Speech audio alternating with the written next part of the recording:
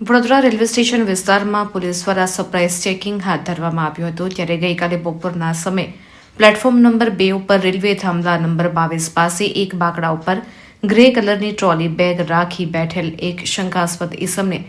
તેની પાસેની ટ્રોલી બેગમાં શું છે તેમ પૂછતા તેને ટ્રોલી બેગમાં ગાંજો હોવાનું જણાવ્યું હતું. તેનું નામ પૂછતા બિશિકેશન લોચંદ્ર